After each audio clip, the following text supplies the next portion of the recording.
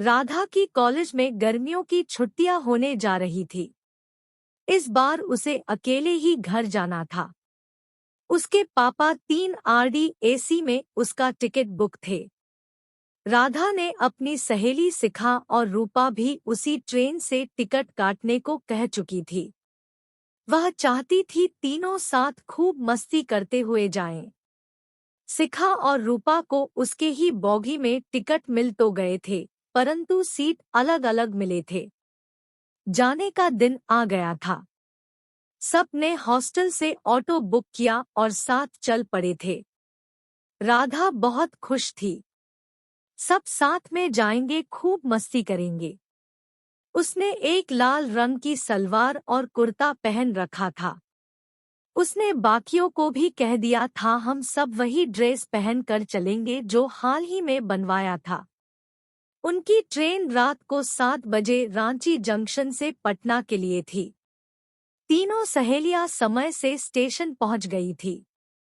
राधा ने अपना सामान अपनी सीट के नीचे सेट कर लिया था और अब वह शिखा और रूपा के सीट पर चली आई थी। वहां आकर उनकी मदद करने लगी। राधा दिल की बहुत ही अच्छी लड़की थी, पर उतनी ही चंचल और शरारती थी। उसको मौका मिलता कि एक शरारत कर ही देती थी।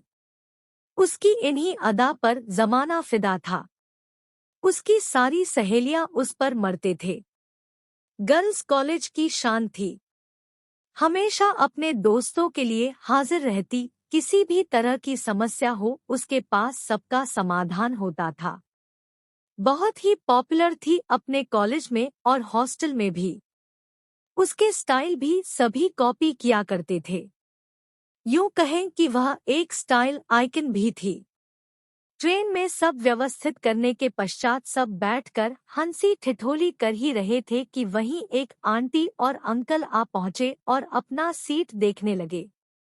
राधा को थोड़ा टेंशन होने लगा था क्योंकि उसकी सीट वहां नहीं थी, फिर भी अपने दोस्तों से बात करने में लगी रही।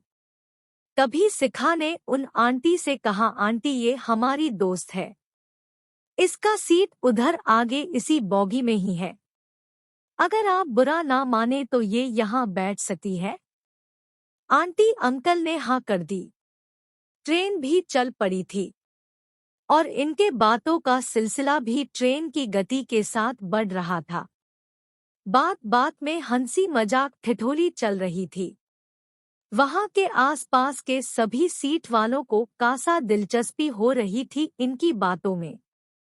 फिर अचानक राधा कहती है, चल अंताक्षरी खेलेगी। दोनों सखियां मान गई। सब मिलकर अंताक्षरी खेलने लगे। राधा की आवाज भी मिश्री डली जैसी मधुर थी। सभी वहां राधा से प्रभावित हुए बिना रह ना सके।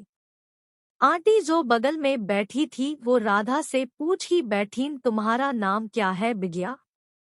राधा को फिर शरारत सूझी और वो कहने लगी, जब आसमान पर काली बदली छाती है और बारिश होने वाला होता है तब उस बादल को क्या कहते हैं।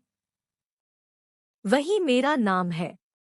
आंटी उसकी बातें सुन खुद में ही मुस्कुरा दी। तब तक शिखा ने कहा, राधा शरारत क्यों कर रही है।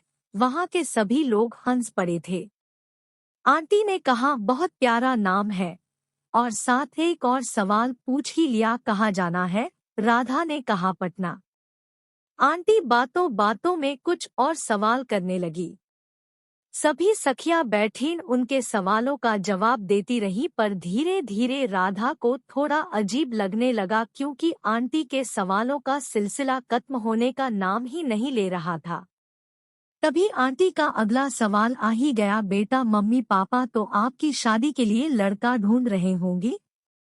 राधा को शक हो ही रहा था कि कुछ ऐसे सवाल आने ही वाले हैं, इसलिए अपनी सहेलियों को इशारा कर कहने लगी, आंटी में सगाई हो गई है। लड़का पटना का ही है।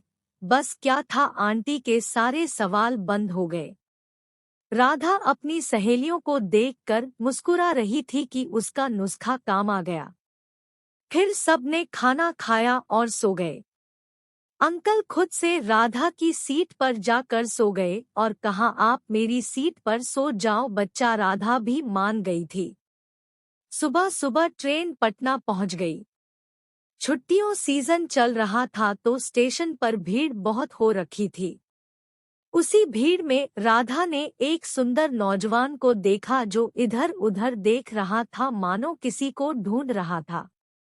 राधा ने मन में कुछ सोचा और मुस्कुराई। राधा ने फिर आंटी को उस लड़के की तरफ इशारा करते हुए कहा, वही मेरा मंगेतर है आंटी। आंटी ने बड़े आश्चर्य से देखा उस लड़के को, फिर मुस्कुरा कर कहने लगी, बहुत भाग्यशाली हो बिटिया, तुम्हारा होने वाला दूल्हा तो लाखों में एक है। तब तक वह लड़का राधा की ओर बढ़ने लगा। राधा सोचने लगी, भांडा फूटने से पहले यहाँ से खिसक लेती हूँ, और वह जल्दी जल्दी अपना सामान उठाने लगी। तब तक वह लड़का राधा के पास आ गया। राधा घबरा गई कि वो अब क्या करेगी। तब तक वह लड़का झुककर उन आंटी को प्रणाम करते हुए कहने लगा, कोई तकलीफ तो नहीं हुई माँ।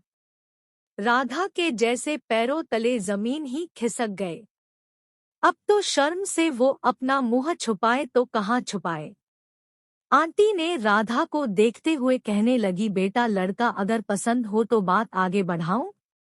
मुझे तुम बहुत अच्छी लगी। यह सुनकर राधा शर्म से लाल हो गई।